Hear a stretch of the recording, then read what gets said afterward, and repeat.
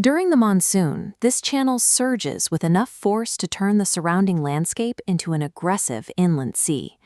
At its peak, the current stretches 18 kilometers wide and plunges 380 feet deep. It moves with a volume that has made engineering a permanent dam across its main span nearly impossible. That power carries a brutal human cost.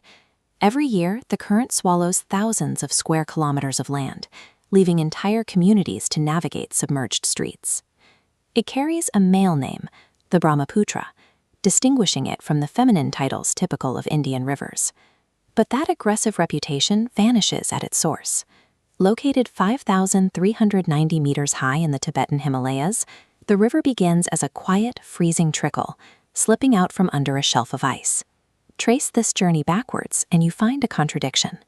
The same water that dictates the survival of 5 nations begins as a silent stream on the roof of the world. Long before it earns the title Brahmaputra, the river takes its first breath near the sacred lake Mansarovar. Here it is known as the Tsangpo. For its first 1,800 kilometers, the Tsangpo winds through a harsh valley on the Tibetan Plateau, sitting nearly 4,000 feet above sea level. This animation shows the cross-section of that plateau. Because the surrounding mountains block out monsoon clouds, the region sits in a rain shadow. The river builds its initial volume strictly from steady glacial melt off the peaks. Throughout this Tibetan stretch, the water remains peaceful.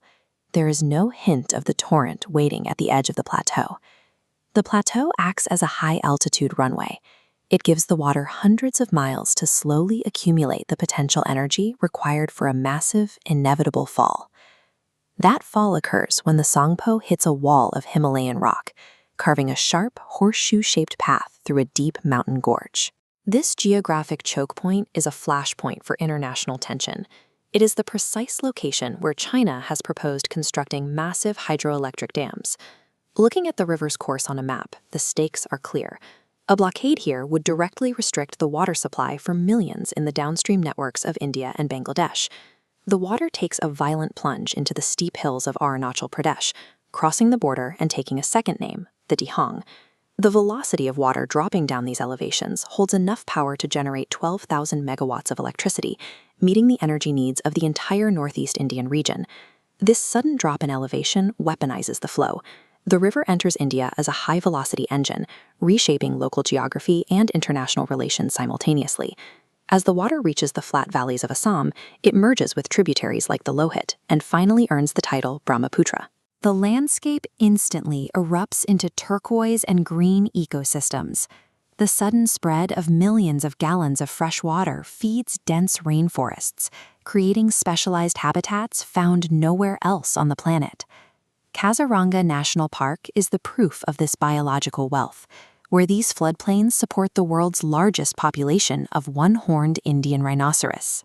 The map shows the river crossing into Bangladesh and widening significantly as it takes a fourth name, the Jamuna.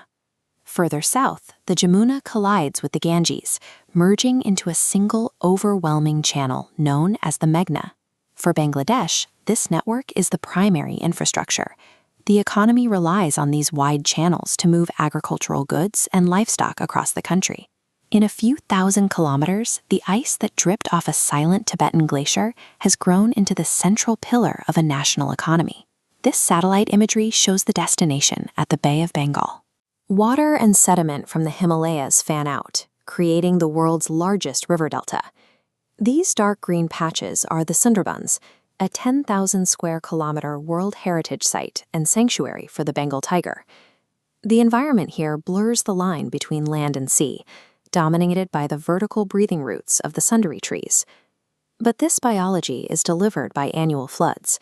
The silt building this fertile delta arrives only through the seasonal submersion of the landscape. This destruction is the price of life in South Asia. Without the Brahmaputra's journey from a Tibetan glacier, the plains below would be a wasteland. It is the architect of the subcontinent, building the land it sustains.